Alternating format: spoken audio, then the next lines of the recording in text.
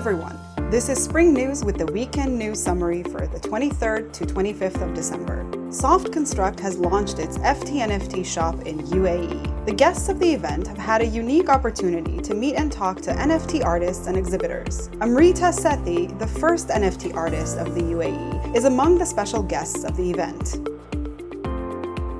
A new report by New York Digital Investment Group has shed light on Bitcoin's 14-year evolution from a software development perspective. The report, titled Developers of Bitcoin, found that there was only 40 to 60 active developers. According to the report, the world's most dominant cryptocurrency, currently worth about $320 billion, has been chugging along with no major hiccups for almost 14 years, under the care of a passionate but small group scattered across the globe. Former CEO of FTX, Sam Bankman-Fried, was released on a $250 million bond. The former crypto king will have an electronic monitoring bracelet, will submit to mental health counseling, and will be under house arrest at his parents' home in California. Ex-crypto king is not allowed to make financial transactions more than $1,000 and can't open new lines of credit. Sam Bankman-Fried is accused of a scheme to defraud investors in failed crypto exchange FTX.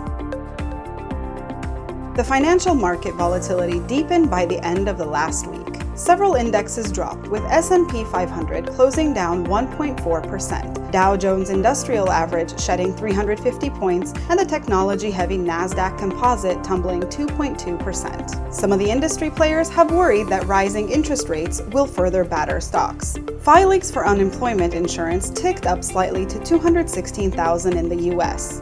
West Texas Intermediate crude futures, the U.S. benchmark, closed down at $78.26 after rising earlier in the day. Energy stocks again have a spring in their step, thanks to a rise in crude prices.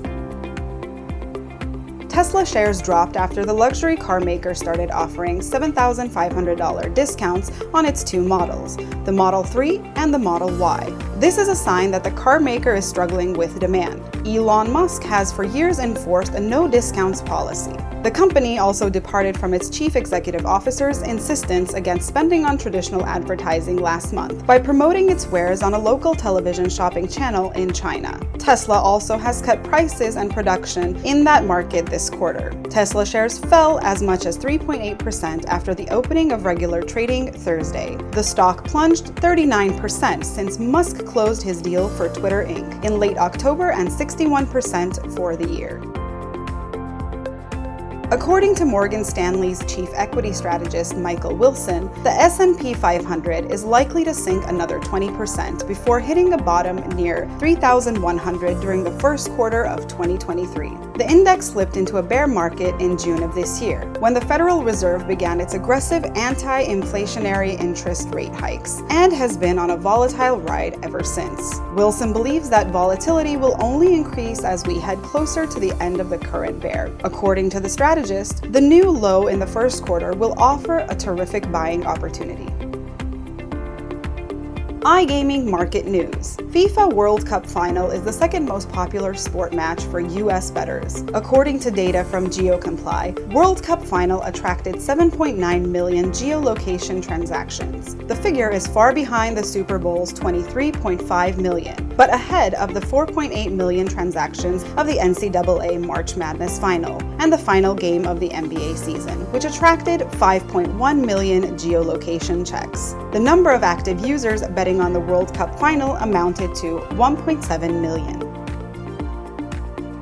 The Swedish government has introduced a new law to fight against unlicensed gambling. According to the law, payment providers must present information to authorities about the payments they process. The law will help authorities to block payments for unlicensed operators. In addition, the law includes an amendment to the country's Gambling Act and more power for authorities to fight match fixing.